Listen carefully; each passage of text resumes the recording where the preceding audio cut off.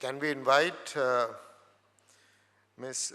Usha Narayanan, former Executive Director, SEBI, and Senior Consultant with Amachand Mangaldas Advocates and Solicitors, who is the moderator for this session, listening from the leaders.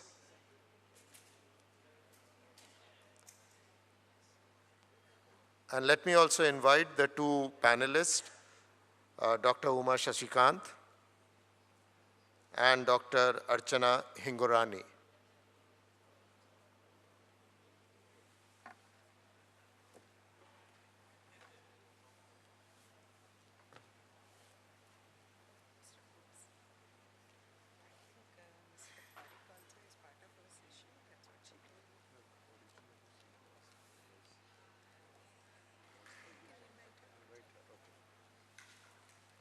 As a panelist on this, since she's here, and we had thought that we'll include, and she has to go for a committee meeting, otherwise she would have been part of the second panel to be with us. I leave it to Ms. Narayanan to take the session forward. The speaker's profile is available with people, and hence we can directly get into the subject matter. Ms. Narayanan.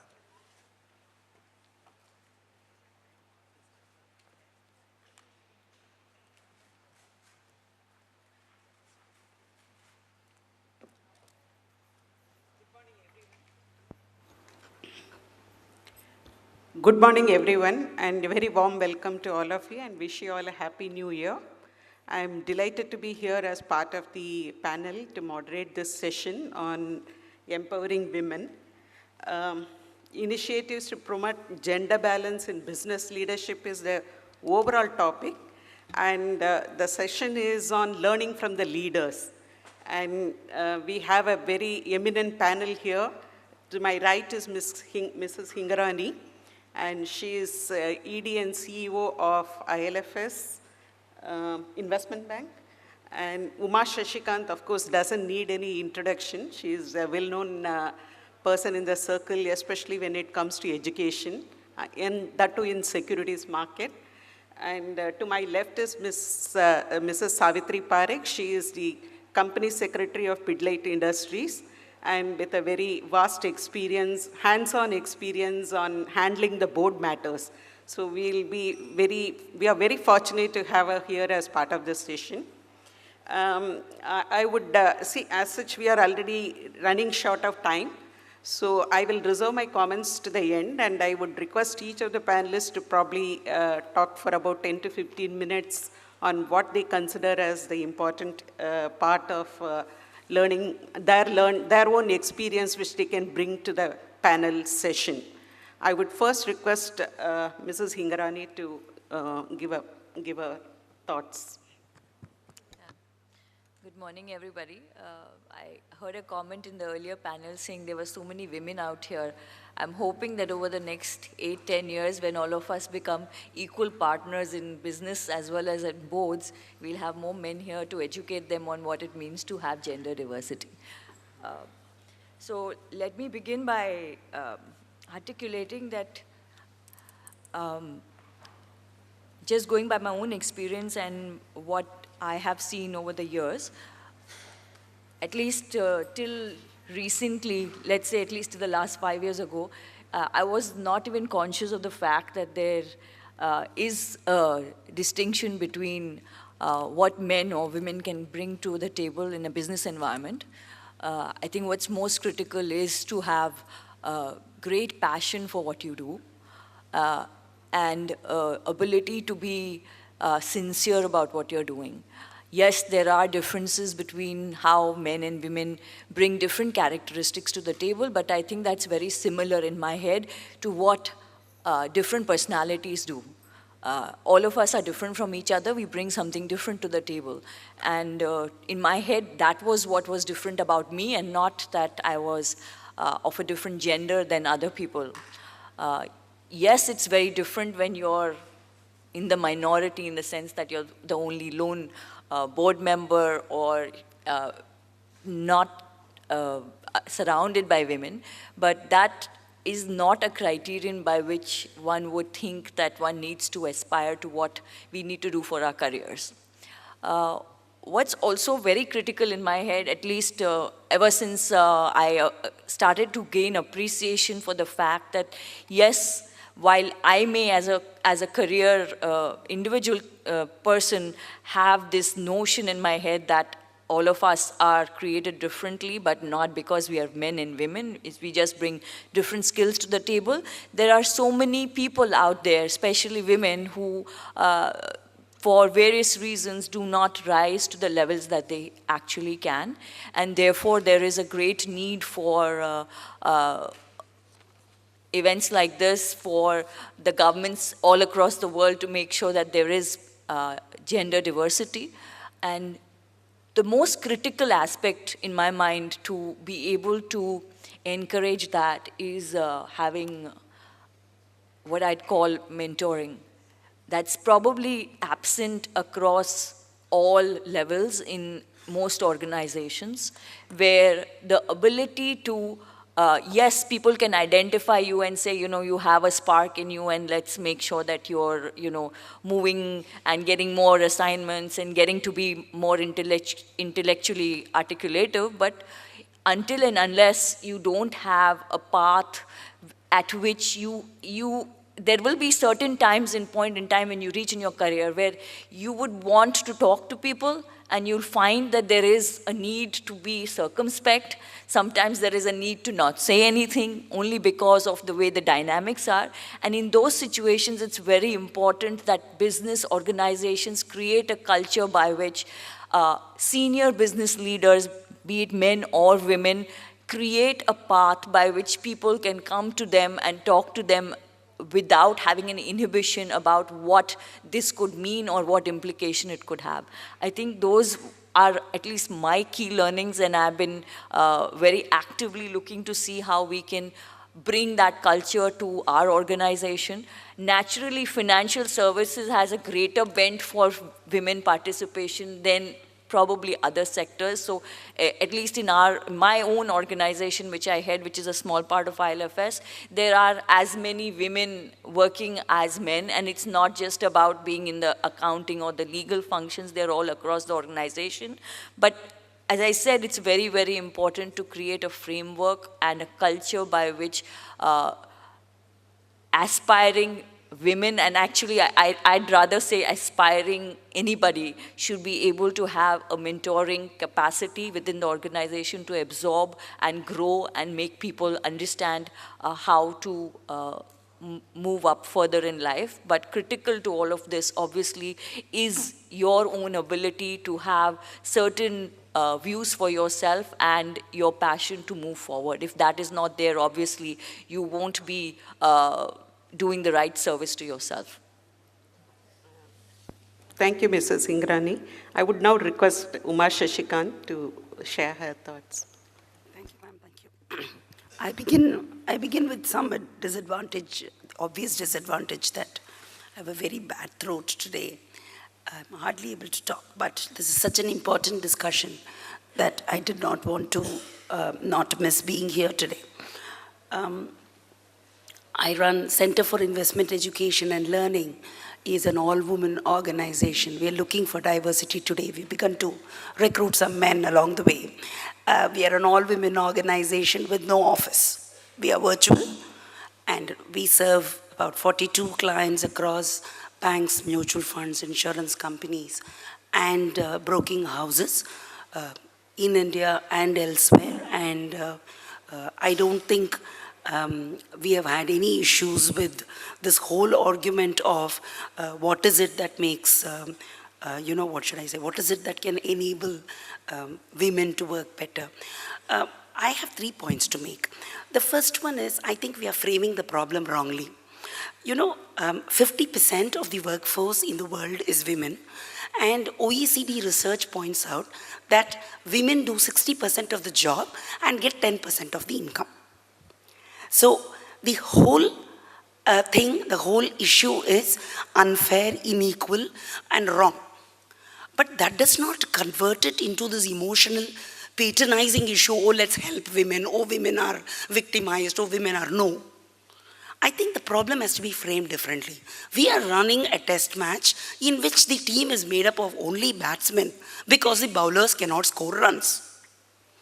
So the way we want to look at this problem is to say that, look, if 50% of the workforce is women, and if there is some specific reason why they are not able to become business leaders, it is a serious problem that the world has to understand, not because it is unfair alone. Yes, it is grossly unfair, because it makes terrible strategic, business and economic sense. No sensible cricket team will set into the team with just batsmen. So it is wrong from an economic and business point of view. I think if we frame the problem like this, then the solutions we will attempt would be very different from the very patronizing tone we take today when it comes to women's participation. Research has again and again shown, several pieces of research. There is one in the brochure that has been placed in front of you.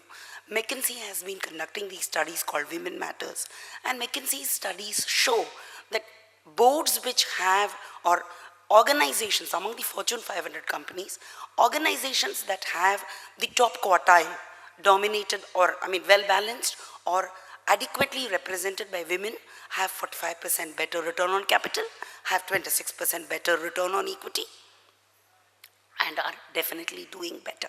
So it makes immense business sense to find out how to include an intelligent, well-educated, motivated team of people who happen to form 50% of the world's population. I think that's the first point I wanted to make. The second one is, why is it that gender equality, why should it matter, or how is it that we can make this happen in a sense? Now, somewhere, because the world has been built by men, we have discarded the benefits of diversity. We have created a situation where women are expected to show masculine behavior to get their place in the boards or to get their places in business. Or in other words, we are compelling women to become dominant, aggressive, bossy, or or wear the pants as it were. Now that's a wrong approach. What we should do to a business is clearly from the specific leadership qualities that we possess as women, which actually is in complete diversity to what men bring to the table. Let me give you some examples here. Again, research has shown what are the specific leadership qualities that men bring and what are the specific leadership qualities women bring. Now, women leaders are focused on people development, setting expectations and reward, and behaving like role models, being inspirational in their approach. These are the leadership approaches of women. Now, what are the leadership approaches of men? Control, planning, corrective action, punishment. So what we have, therefore, is if organizations are able to bring these two together, what are we likely to have? We are likely to have decisions which bring in the essential diversity that batsmen and bowlers bring to the cricket team.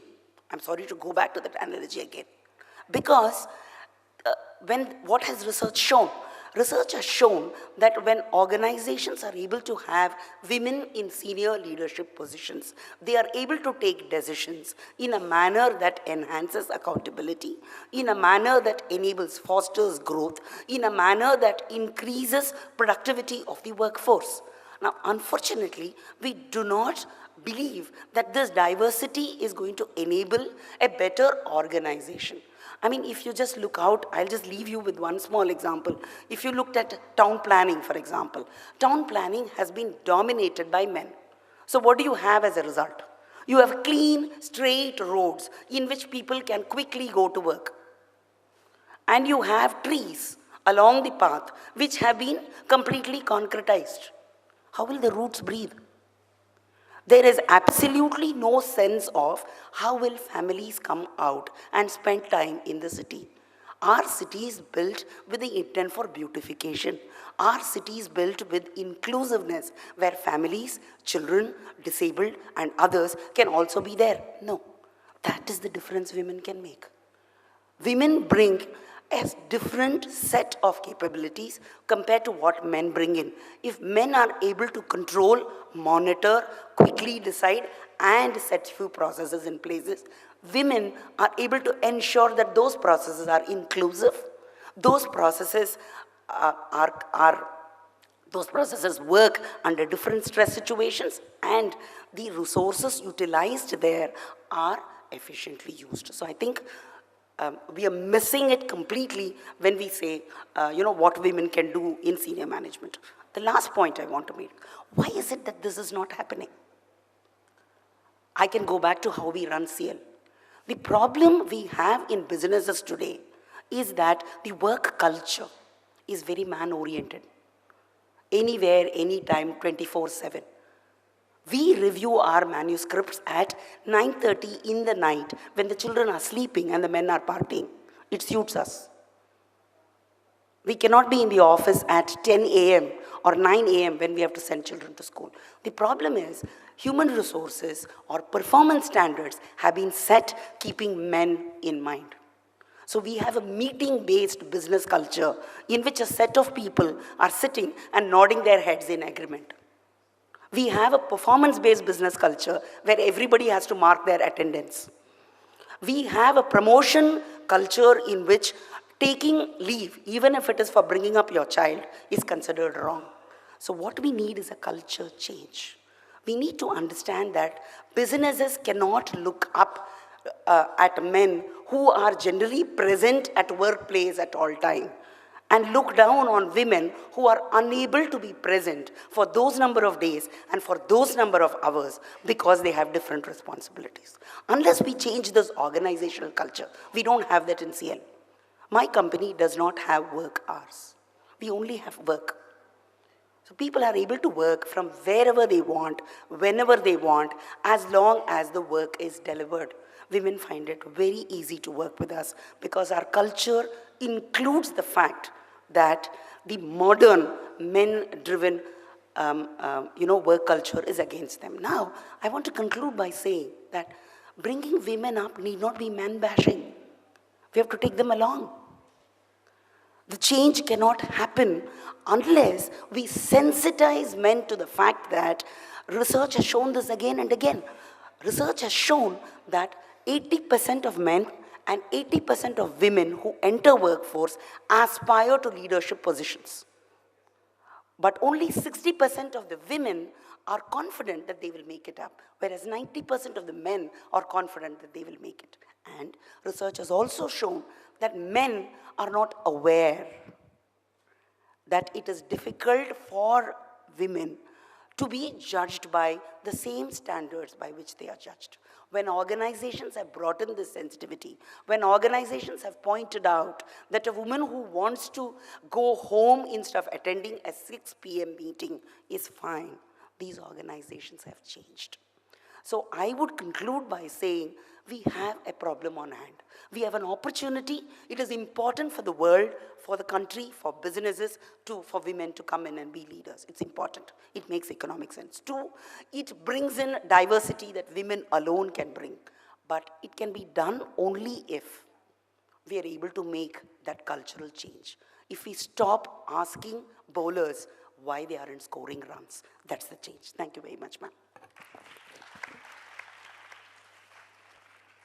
Ms. Alpi, you can now share your thoughts. Good morning. Good morning. The speakers before me have spoken on the organization culture as well as the support system which is required. I would like to give my thoughts on how do you maximize the opportunity that is placed before you. Generally, your peers would judge, this is common to both men as well as women, but in the case of women, it's a little more pronounced and is evident. Your peers generally would judge you based on your efficiency, and your juniors and others in the organization would judge you based on the way in which you work. As to the basic qualities of a woman, do you bring it onto the table? More in terms of being a good listener, in terms of empathy, in terms of the bit of sensitivity which others would expect. Uh, Probably, women tend to bring in a very high level of expectation in the minds of others, especially juniors, which is the reason it becomes necessary to take into account this aspect and ensure that you're in dealings of women with others in the team as well as others in the organization, one brings in this aspect of sensitivity. This is also because if a woman is, and generally women are endowed amply with this particular quality of being able to identify the non-verbal communication. In fact, inclusive decision making is something which women automatically bring onto the table, thereby enhancing the effectiveness of a team. It's not about bringing down a person because he or she does not possess a particular quality, but ensuring that the strengths of the entire team is enhanced by churning it in a proper manner, by motivating. Of course, all of us are aware of the great story of My Fair Lady and as to how wonders can be achieved just by motivating and ensuring that people are sufficiently made aware of their own strengths and making them feel a little more confident. This is something which women can do as leaders and often do, which is the reason while people speak of attrition, about people leaving organizations, it's people who, juniors generally leave managers, they don't leave organizations. And if the lady boss is one who's empathetic and is sensitive to the needs of the team, attrition has always been low and it has been proven to be low. The speaker before me, Mrs. Uma Shashikan, did speak of masculine behavior, and also Mr. Saran did speak of aggressiveness in men, which is in some ways balanced by having women in the team. It is very true that women bring in the feminine behavior which enhances team performance.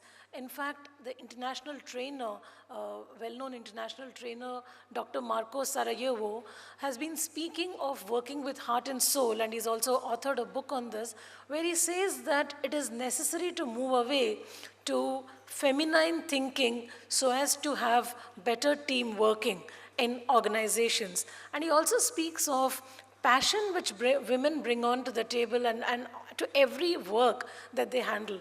In fact, men find it very easy to switch off and switch on. Women, of course, switch off. I mean, all of us, once I go home, I ensure that my work is kept away from me. But at the same time, you are unknowingly processing work that has been given to you. The need to excel is, of course, there in women, but they do it quietly. Women are not aggressive, but are silently assertive. And I'm sure all the women here would certainly agree.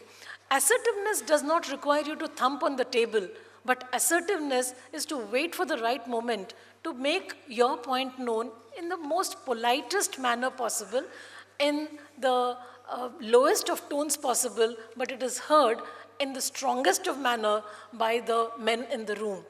And they do realize that this point needs to be considered and needs to be evaluated. What is important is, in team working, analysis of information which is before you, ensuring that the right kind of information is placed before the members who are going to be deciding on a particular matter, and ensuring that there is support given to the team to bring up this information is provided by the seniors, which a woman can certainly do because a woman is generally very meticulous. But if you do not, it's not about men and women, it's about the ways of working, and there you definitely have an advantage. So having maybe just one woman in any cross-functional team automatically enhances the effectiveness of the entire team.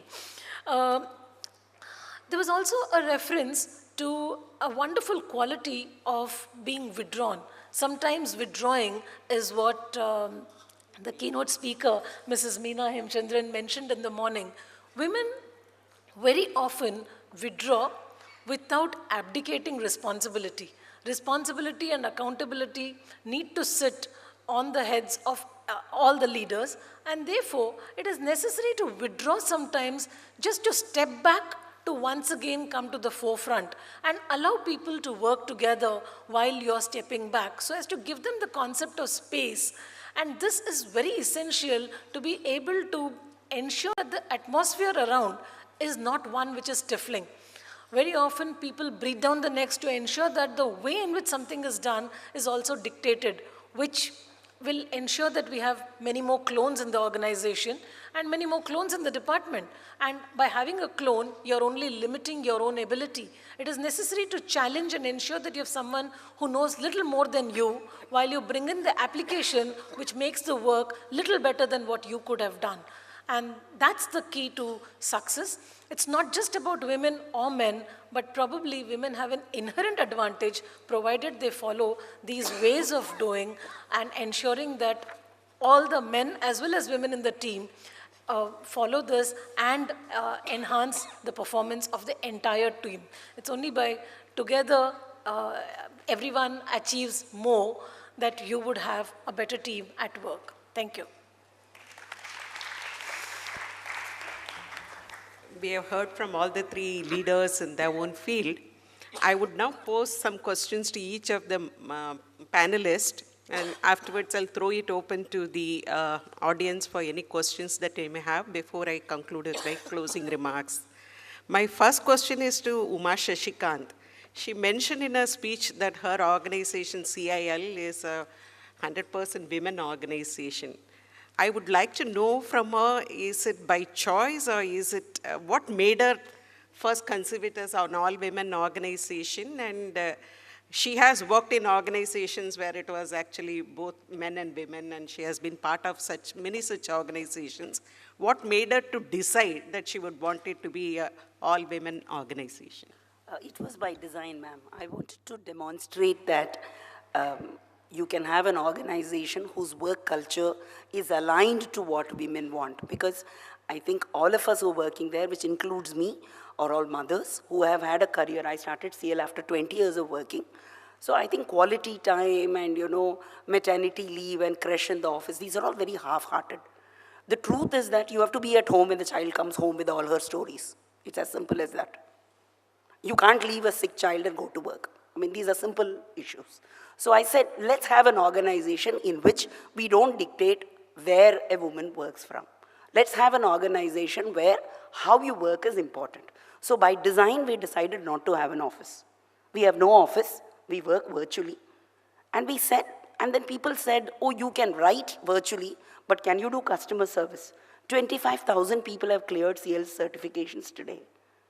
And the client service team is a set of 4 women, one of whom works in Pune, the head works in Pune, 2 of her team members work in Bombay, her 3rd team member works in Bangalore, and the data analytics team works out of New York.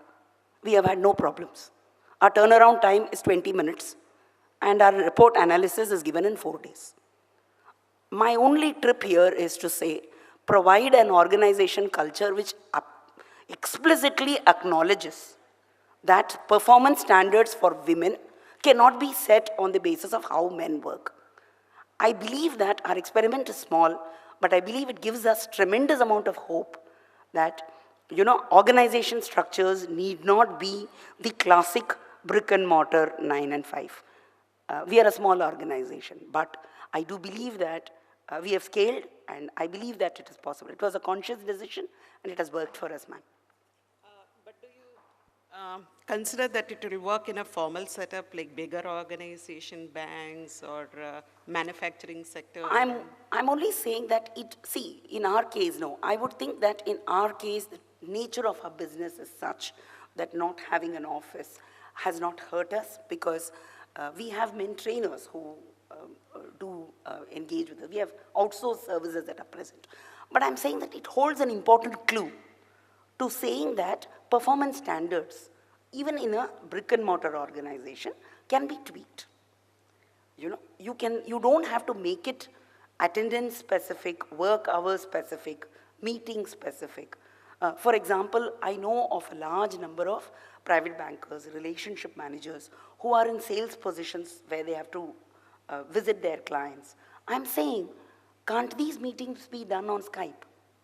These are useful for the client, useful for the woman who's doing it. Now, instead of asking young women to be out on the streets, traveling between, Borivali and Malabar Hills on an everyday basis, can we have work cultures which take away this requirement for being outside home for long periods of time? Can we have work cultures which are a little more flexible? Not 100% flexible like my organization, but can we build this in? I'm sorry to take the time, but I wanted to give a small example which one of my colleagues, one of my students gave me. She said, Uma, the problem starts with the young boys in the organization. She says young boys and young girls join together. But young girls, they have a home, a small room, which they have decorated. They've go back to cook. They learn a language. They watch theater. They go to shop. What do the young boys do? They have a shack, which is not maintained. They don't cook. So they simply sit in the office, where free Wi-Fi is available, canteen is available to serve food. So they are just sitting in the office and languishing. And they go home. By the time these young girls and boys have to come up for promotion, the young boys, by virtue of working hard, are promoted. Working hard or long hours? Yes. So I think culture is the issue, ma'am. I think organization culture is the issue. Thank you, Uma. My next question is to Savitri. And by the way, do you have any women director on your board? Yes, we do. And we have a very high-profile woman director. She was earlier the ambassador to the US. Oh, it's nice to hear. And has she been here only after this act or even before?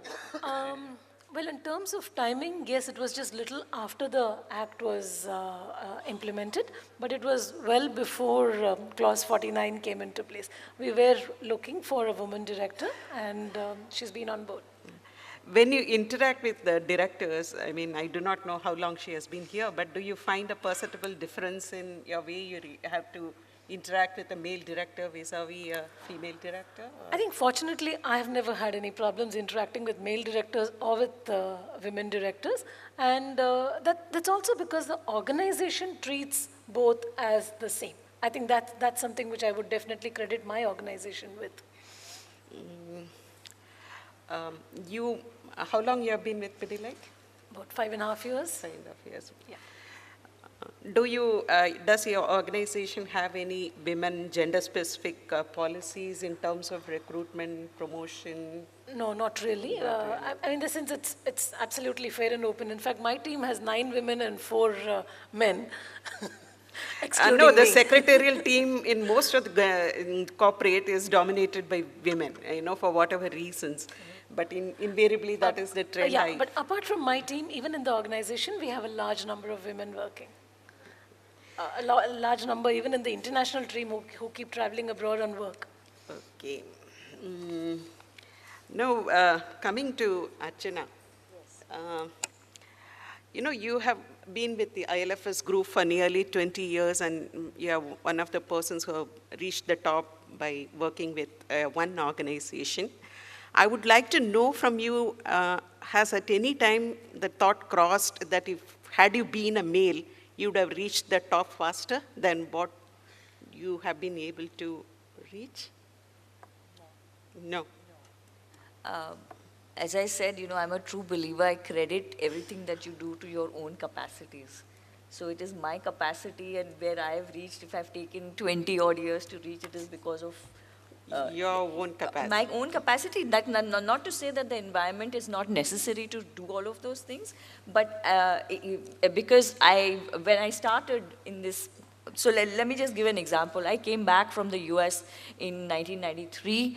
I joined this organization off the bat because of Mr. Parekh. He asked me to go and meet them. I was a very well-recognized professor at that point in time in the US for finance, and I started in the economic wing, so to speak. It was a very, amorphous job, basically research, because ILFS in those days had just started. And I was accidentally given the job of creating data for this new business that we were going to start, which was fund management practice, which had never been done in India. And I sort of segued on my own into that role. I liked what I was doing. I continued to do it. I told them I want to do this. They let me do it. And I was not the senior most, obviously. I was one of the, middling management at that point in time. There were other people aside me, above me, below me. And over the years, they all left or went away or became my juniors, and I became a senior. So I'm assuming it's a function of capacity and not that, had I been somebody else, would I have reached faster?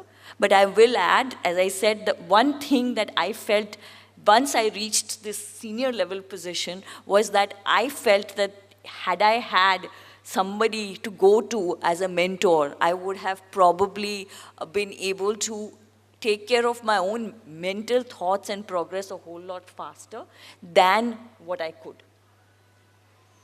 There's one of the studies says that the higher you raise in an organization, the senior you are, the lonelier you are. How many of you have actually felt it?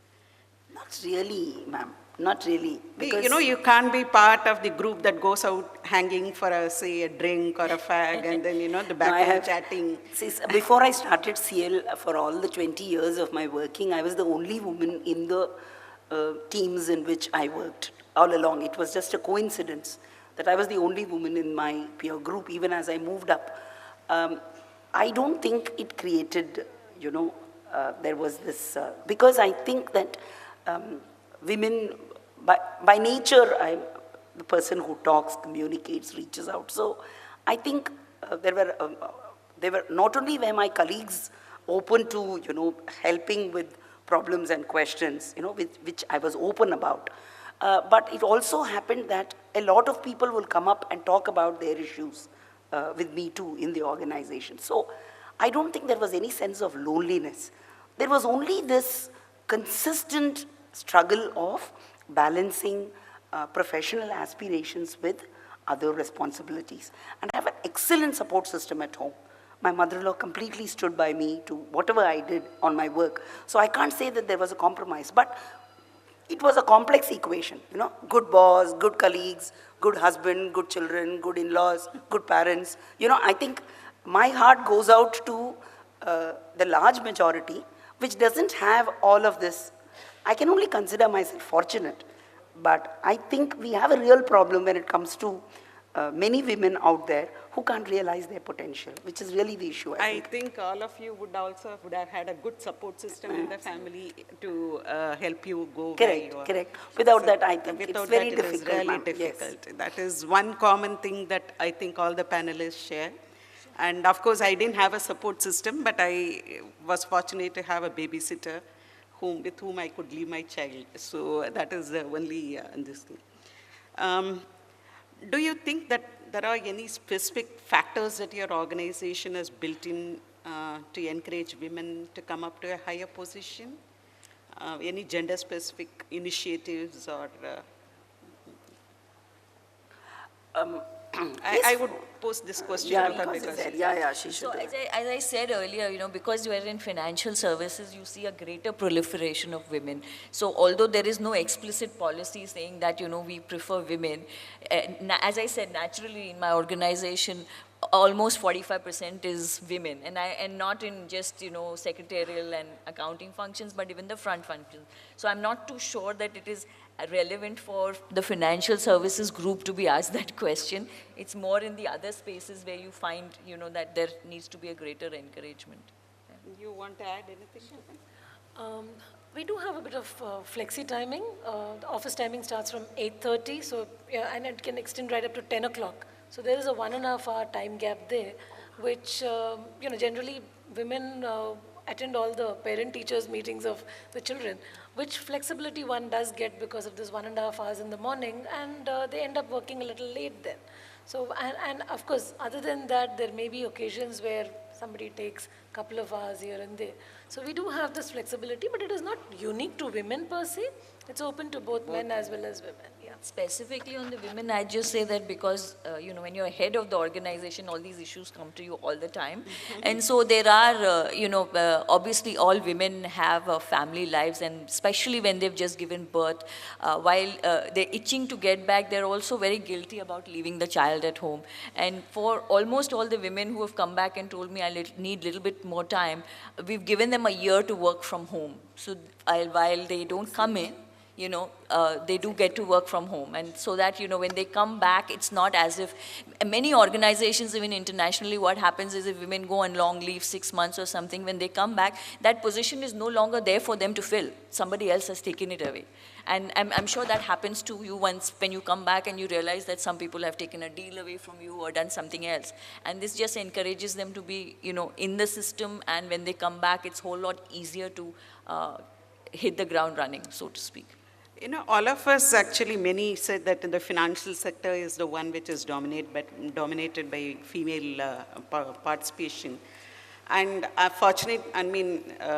given that even the financial sector is also predominantly public sector dominated, some of these flexible policies are difficult to be adopted by the public sector. What, in your opinion, they should do to encourage, and despite that, women continue also, because they take loss of pay leave, they give up an opportunity to a few promotion and take a break in service and things like that. But is there something that they can do to, say, for example, working from home and things like that, etc.? See, we have to balance it with something, ma'am. What happens is, I think the primary demand for the woman is the time off and timing of work. I think that's a critical thing. Requiring more leave than the male colleagues and requiring more flexibility with work timings compared to the male colleagues. I think that will be the single most important demand. So this demand places women at a disadvantage.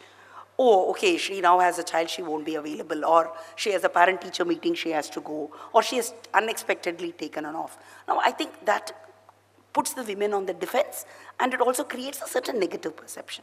My sense is organizations can actively create something positive involving women in which this will be traded off. I think it calls for a little bit of innovative thinking, a little bit of creativity in saying what is it that can be attributed in the organization which is serious and important for the business. It can't be something frivolous like, I know organizations which say that all the puja rangoli was done by women. I think that's trivializing the idea, Not contribution of women to beautification or other things which are not very significant to the business. But I think business leaders, I think Archana's example is very important here. When business leaders are women, I think they are able to perceive what are those things which women are uniquely able to do. So if we are able to, it could be documentation, it could be task specification, it could be, organization of certain. If there are specific jobs, which we believe, secretarial is one of them, which we believe are uniquely done better by women, we foster this, we advocate this, we talk about this, then what we are able to do is we are able to identify areas where women contribute to business significantly and are able to own that space. You've also been a researcher. I would like to know, is lack of data, because I don't see many studies in India about women in leadership position and how it has contributed to the bottom line, etc. Though there are some studies abroad.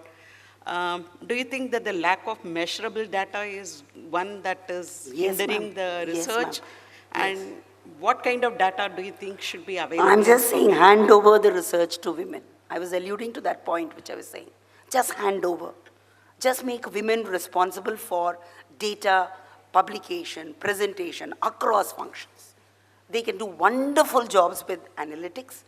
And one of the reasons we don't have data is because this position has not been defined as a women-friendly position, which can provide support. We don't have enough data. We are still an oral culture. Across organizations, I think there isn't enough amount of data that is available. I would think that it's a function waiting to be handed over to women. Any questions from the audience? Maybe 2 or 3, yes? Please identify yourself and pose the question, and also please inform which of the panelists you want the question to be addressed. Is there a mic to be passed around? I think they're just getting it.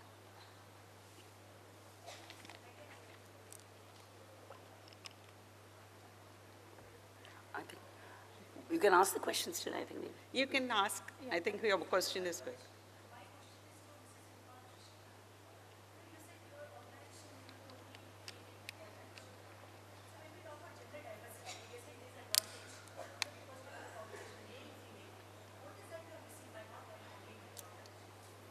Control.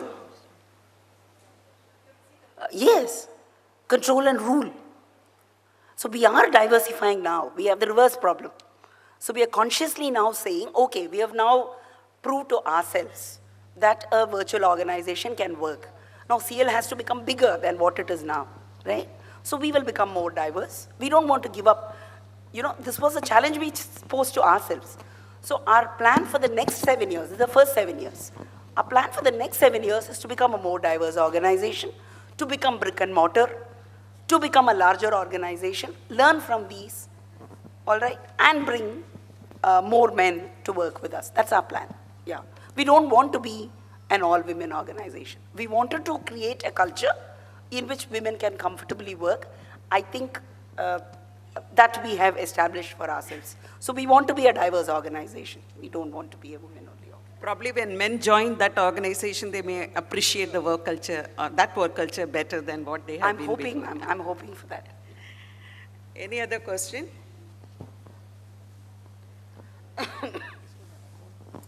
Okay. Now, well, you know, like we have talked about many studies, but I wanted to draw attention to 2 studies specifically, and both are India specific and both talked about women in leadership position. One is a Standard Chartered Bank's sponsored study on women on corporate boards in India in 2010. And that study found out 1 or 2 few interesting things. It said out of 1,112 directorships on BSE 100, only 59 directorships are held, and that too by 48 women. Just 5.3% of all directorships, and it does not compare favorably with other countries like UK and others, which all have traditionally more than 12 to 15% of the directorship, which also was mentioned by Ashish, I think, in his opening speech. And 54 out of 100 companies have no female representation at all. Out of total 323 executive directorships, only 8 are held by women, representing just 2.5%. Position may have improved slightly now, and the latest one study showed it's about 7% directorship in the companies. And most interestingly, some of the women directors interviewed for the study expressed concerns about inherent bias in selection process and were unanimous in the view that more needs to be done by companies to encourage greater participation. You know, Veena in her opening remarks said that, you know, we should come up because we are capable and not by quota system. And this has been one of the views of SEBI also when we earlier discussed this issue of having compulsory directorship in the board. And we stopped short of saying that you have a compulsory women director, but we said, yeah, achieve gender diversity in general. We didn't even use the word gender, but we said your board should be balanced and have diversity in age, qualification, experience, gender, etc. But why across various countries are now coming out with either mandate or disclosures is only because probably there is a realization that without a regulatory nudge, the women representation is not going to improve. That is one of the reasons countries across various, you talk about Norway, Sweden, Denmark, EU, everybody is talking about 20 to 40% representation of women on board. And even one director, if you talk about an average 8 director, is hardly 10% or 12%. So we have a long way to go, but we have at least made the first step. There's another study of World Economic Forum on corporate gender gap report. That is also 2010. And it surveyed 100 largest employers across 34 countries. That's a sample size of 3,400 companies. And they had used a questionnaire method which were addressed to the HR managers of various companies. And in that, our result is very, very dismal. India has the lowest representation in women in business, which is about 23%. 62% of the companies have no affirmative policies, targets, or quota to increase percentage of women in senior management or executive position. 68% of respondents stated that their companies do not have any program for work-life balance, except maternity leave, which is statutory, and no policy for long leave for caregiving, re-entry opportunities, flexi timings, distance working, or part-time. If you really see, these were the things that are considered as one of the constraints that make women quick, like even Mr. Saran said that attrition rate in women is more. Why? Because when you reach a certain stage, when you become a mother, probably you are forced to quit. You have to make a choice between career and home, and you choose home because you have no support system. And afterwards, there are no re-entry possibilities when your children grow up and things like that, because by the time you reach probably middle age, and most organized sectors, it becomes difficult to have a re-entry. 60% of respondents indicated that hardly 10% of critical assignments are held by women. Female workforce is at the entry and mid-level. The more senior the position, the lower the percentage of female. And barriers to raise to positions of leadership for women exist on the higher side, above average 60%, close to 60%. And what are the barriers cited by men in as things that are inhibiting women leadership? General norms and cultural practices in the country. This is cited as the most common or highest level. Lack of work-life balance policies, lack of re-entry opportunities, lack of acceptance, use,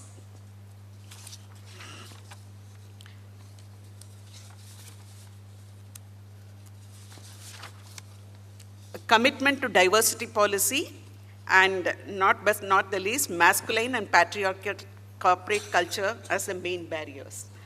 This also some people talked about.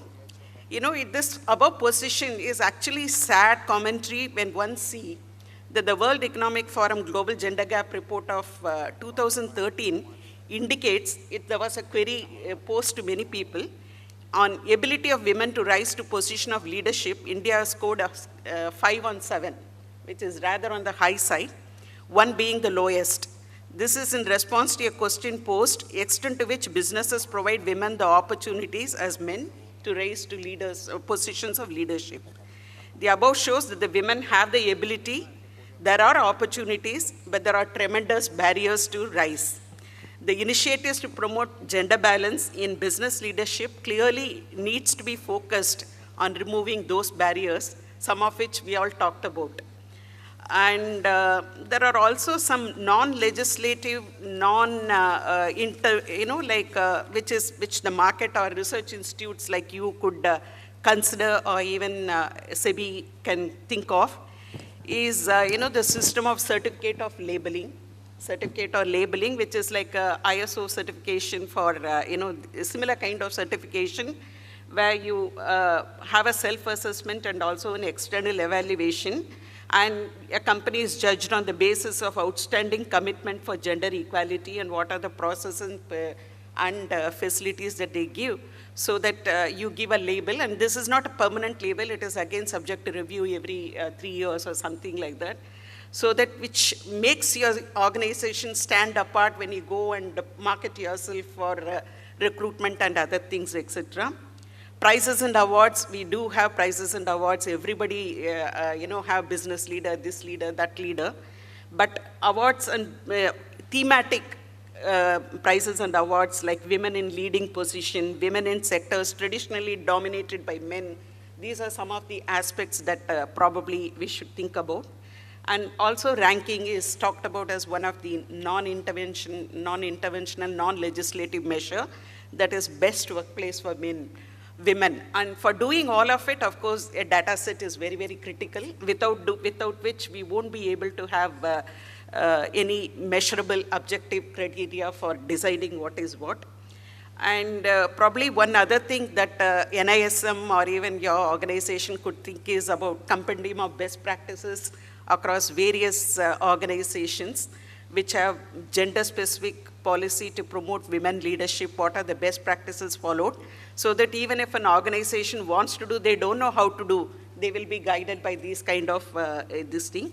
And probably what the government should do is probably have an Indian census of women in leadership.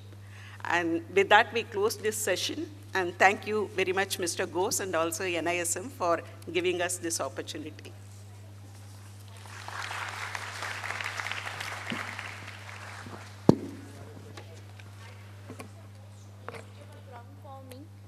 This is the most suitable ground for me.